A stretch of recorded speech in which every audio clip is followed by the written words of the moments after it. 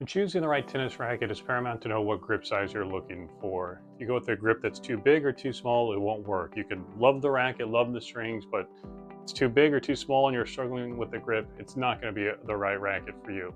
So let's talk about how we measure tennis grip sizes. The grip size is simply the circumference of the handle with the grip on it. No over grip, but with the grip on it, what is the circumference of the handle when you're holding it?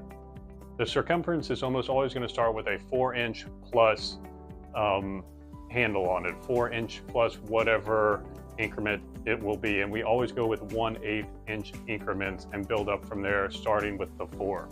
So it starts with 4 and then goes to 4 1/8, 4 1/4, 4 3/8, 4 1/2, and 4 5/8. A lot of the times in tennis, people will simply just remove the 4 and just say it's a 1/4 grip or that's a 1/2 grip. That way, since it starts with 4 most of the time, we don't have to worry about the 4. But technically, it starts with a 4, and we can build it up by 1/8 increments. You'll also hear sometimes people say that's a grip size 2 or that's a grip size 4. Since we build it in 1/8 increments, you can do a grip size 2 would be 2/8. So that would be a 1/4 grip size. So if anyone tells you what number grip size they have, just consider that the numerator and the denominator will always be eighths, since we do 1/8 inches. So if someone says a grip size 4, so 4/8 would make it a 1/2 grip size. So 4 1/2.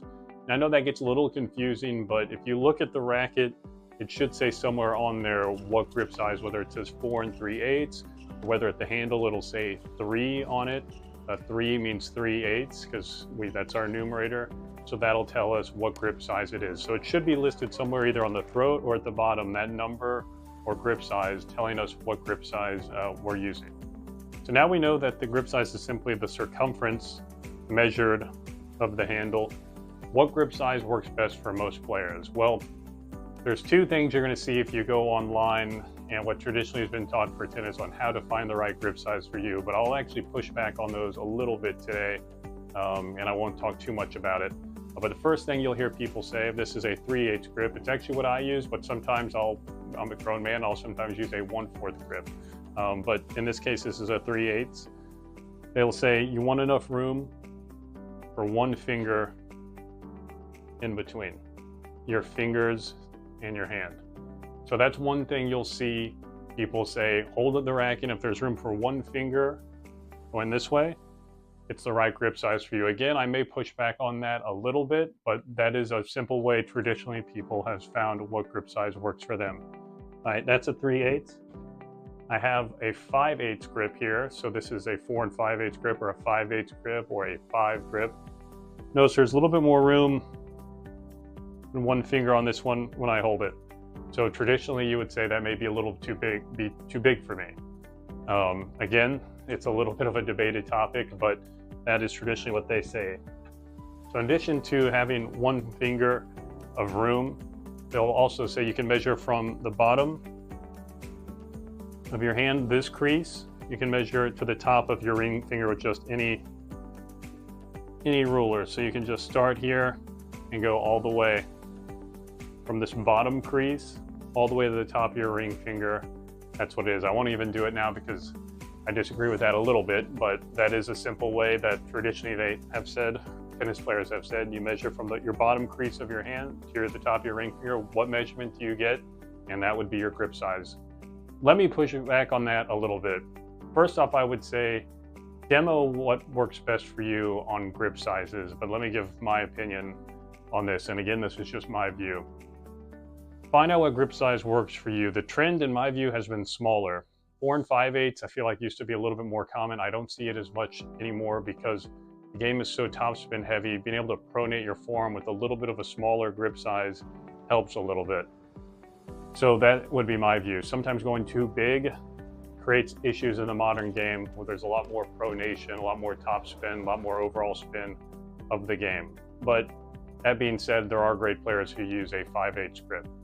I personally recommend every man trying a 3/8 grip and seeing what they think. They may decide they want to try a 1/4 grip to go a little bit smaller, or a 1/2 grip to go a little bigger. But usually I'm pretty confident a guy will like a 3/8 grip. For a woman, I would actually recommend using a 1/4 grip. They may find they want to go a little bit bigger and do a 3/8. You might find out they want to go a little smaller and do a 1/8.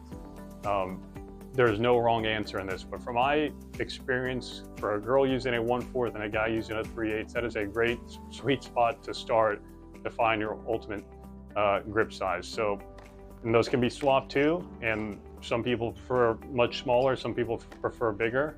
Like I said, the 5/8 isn't as used as frequently in my experience as maybe it used to be, but a 3/8 for a guy and 1/4 for a girl is probably a good starting point to go with. And if it's a junior player, maybe under 12 years old, a grip size 1/8, which would be a grip size 1, or a 0, which is just 4, may be an option as well. And I know a lot of junior rackets actually, I think, come usually with a smaller grip size, just because they know the person using it's going to be a kid. So that would be my recommendation. Again, if you look online, you'll see the way to measure with the crease, the 1 finger, but usually a 3/8 and a 1/4 is a great way to go, especially for men and women, and then kind of find out what works for you. If you use an overgrip, it builds it up slightly, but usually when people find out what grip size they like, they kind of bake in using an overgrip. That's going to build it up just a little bit. And there's ways to build it up a little bit more, ways to reduce it sort of if you could use a thinner grip. But usually you don't want to do too much with that because it rounds out the bevel. So you want to find a grip size that you can comfortably know that works best for your game, that you're not having to hold too tight on a thicker grip, and not having your fingers touch each other or fingers touch your hand on a smaller grip. So it's kind of that sweet spot that works for you.